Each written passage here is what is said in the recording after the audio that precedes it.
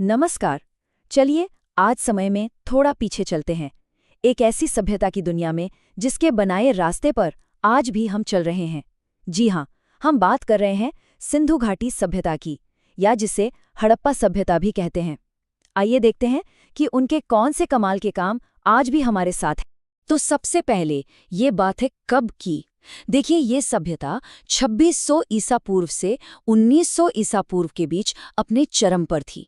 मतलब हम बात कर रहे हैं आज से लगभग 4500 साल पहले की दुनिया की। जरा सोचिए कितना पुराना है ये सब। तो सवाल यही उठता है कि आखिर 4500 साल पुरानी एक सभ्यता ने हमारे आज की नींव कैसे रख दी। ऐसा क्या था उनके पास, कौन सी सोच थी, कौन सी तकनीक थी जो इतने हजार साल बाद भी टिकी रही। चलिए मिलकर पता लगाते हैं। तो शुरुआत करते हैं उनकी सबसे जबरदस्त चीज से, उनकी अर्बन प्लानिंग, मतलब शहर बसाने का तरीका। और ये सिर्फ ईंट पत्थर जोड़कर घर बनाना नहीं था। नहीं, ये एक पूरे समाज की नींव रखने जैसा था। एक ऐसा ढांचा जिससे आज के मॉडर्न सिटीज भी सीखते हैं। हड़प्पा के शहर कोई ऐसे ही नहीं बस गए थे, अरे वो तो पूरी प्लानिंग के साथ बनाए गए थे। एकदम सीधी सड़कें, कमाल का ड्रेनेज सिस्टम, और तो और ग्रेट बाथ जैसे बड़े बड़े पब्लिक बिल्डिंग्स भी। और ये ग्रेट बाथ सिर्फ कोई स्विमिंग पूल नहीं था, बल्कि शायद किसी बड़े सामाजिक या धार्मिक कार्यक्रम का सेंटर रहा होगा। उस जमाने के हिसाब से तो ये एक अजूबा ही था। और ये बात हम हवा में नहीं कह रहे हैं, जो आर्कियोलॉजिकल सोर्सेज हैं वो भी यही बताते हैं। उनमें साफ साफ लिखा है सुनियोजित शहर निर्माण और ग्रेट बाथ जैसे सार्वजनिक भवन। मतलब ये सब कोई तुक्का नहीं था, बल्कि उनकी पहचान का एक जरूरी हिस्सा था। अच्छा, बिल्डिंग्स और शहरों से आगे बढ़ते हैं। अब उन सिस्टम्स की बात करते हैं जिन्होंने इतने बड़े समाज को एक साथ बांध कर रखा था। चलिए देखते हैं उनकी इकोनॉमी को, उनके व्यापार करने के तरीके को, जिसने हजारों लोगों को एक साथ काम करने लायक बनाया। देखिए, इतने बड़े समाज को चलाने के लिए कुछ नियम कायदे तो चाहिए ही, और ये बात हड़प्पा के लोग बहुत पहले समझ गए थे। उन्होंने क्या किया? उन्होंने स्टैंडर्ड वेट्स एंड मेजर्स बनाए, यानी एक जैसे बाट और नाप तौल का सिस्टम, और व्यापार के लिए मोहरों का इस्तेमाल शुरू किया। ये उस जमाने में फेयर ट्रेड के लिए एक रेवोल्यूशनरी आइडिया था। पर ये स्टैंडर्डाइजेशन, मतलब हर चीज का एक जैसा होना, इतना जरूरी क्यों था? जरा सोचिए, अगर बाट एक जैसे न हो तो क्या होगा? व्यापार में तो कियोस फैल जाएगा, धोखाधड़ी होगी, कोई किसी पर भरोसा नहीं करेगा, है ना?